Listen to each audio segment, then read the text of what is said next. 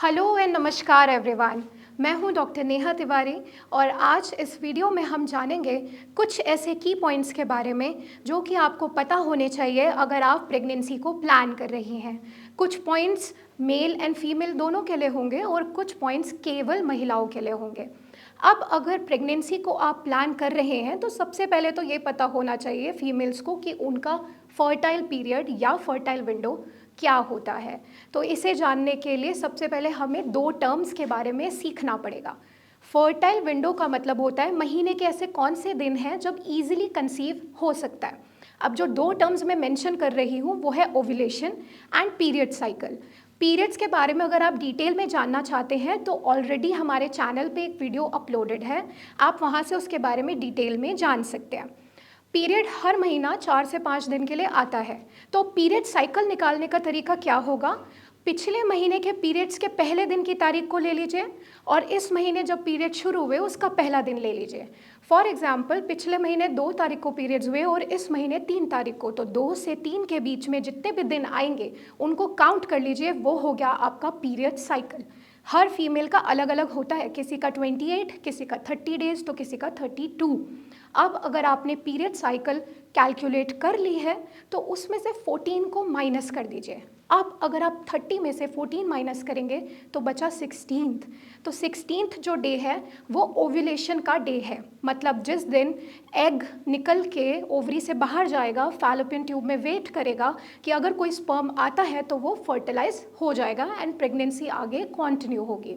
अब ओव्यूलेशन का डे जब आपको पता लग गया है, उससे 5 दिन पहले और उसके 2 दिन बाद तक आप नेचुरली कंसीव करने का ट्राई कर सकती हैं, वो बेस्ट डेज होते हैं।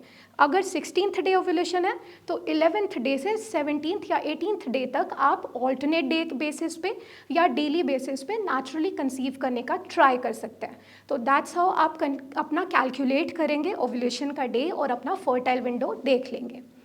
सेकेंड पॉइंट आता है यहाँ पे स्ट्रेस। अब स्ट्रेस हर बीमारी के पीछे एक पॉइंट तो है ही।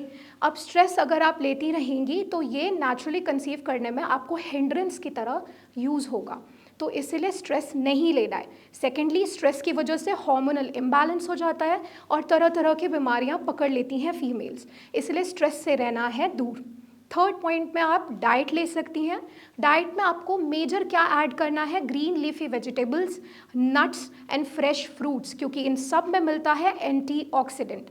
एंटीऑक्सीडेंट आपके स्पर्म्स एंड फीमेल्स में एग्स दोनों को ही हेल्दी रखता है, तो मेल एंड फीमेल दोनों इसका ध्यान रख सकते हैं कि वो अपने डाइट में इन चीज़ों को ज़रूर इंक्लूड करें। पर एक पॉइंट है फीमेल्स के लिए कि वो ऐसे फ्रूट्स ना लें जिनमें अबॉर्टिफिशेंट एंजाइम्स होते हैं, यानी कि गर्भपात हो सकता है। तो इसीलिए पपाया एंड पाइनएप्पल, इस तरह के फ्रूट्स को अवॉइड कीजिए अगर आप चाह रही हैं प्रेगनेंसी को कंसीव करना। इसके बाद आते हैं कुछ प्रीनेटल न्यूट्रिशन के लिए सप्लीमेंट्स, जिसमें आप vitamin D, vitamin B12 and folic acid को ऐड कीजिए।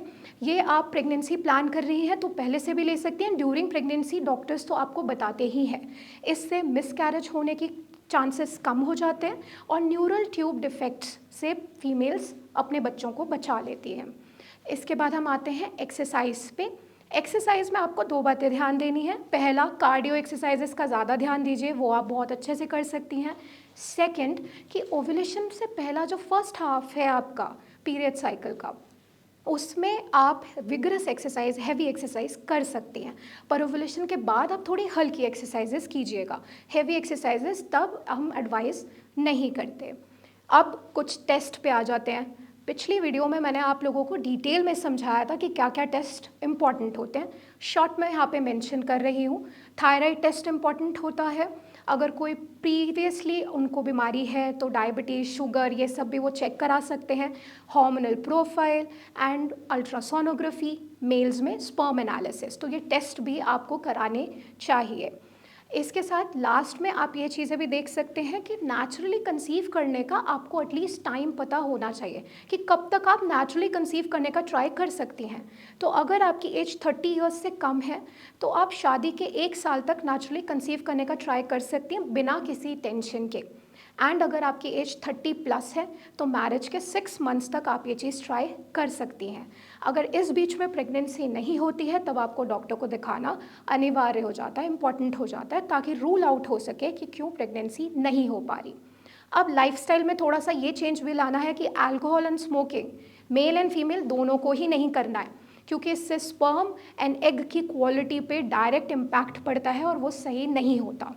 सेकंड, डाइट के साथ साथ वेट मैनेजमेंट भी बहुत इंपॉर्टेंट है। पर कुछ लोगों को लगता है बहुत ज़्यादा वेट घटाने से बेटर होगा या बहुत ज़्यादा पुट ऑन हो गया तो प्रॉब्लम होगा। आपने आइडियल वेट को मेंटेन करना है ताकि वो आपको हेल्प कर सके। इस पूरी वीडियो में हमने सिर्फ नेचुरल तरीके और हम नेचुरली क्या क्या ध्यान रखते हुए कंसीव कर सकती हैं फीमेल्स, इस पे बात की है। यहाँ पर किसी भी तरह की कोई भी मेडिसिन्स या फिर किसी भी प्रोसीजर की बात नहीं की गई है। तो अगर ये नॉलेज भी अच्छे से रहे तो नेचुरली कंसीव करने में प्रॉब्लम नहीं होगी। इसके अलावा अगर फीमेल संबंधित कोई भी तकलीफ़ है या कंसीव करने में दिक्कत आ रही है, पहचान नहीं पा रहे हैं क्या कारण है, तो आप नीचे दिए गए नंबर पे संपर्क कर सकते हैं, मेरी टीम के साथ कनेक्ट कर सकते हैं और अपनी प्रॉब्लम के लिए सल्यूशन ढूंढ सकते हैं। तब तक आप सब अपना ख्याल रखिए, मिलते हैं नेक्स्ट वीडियो में। धन्यवाद।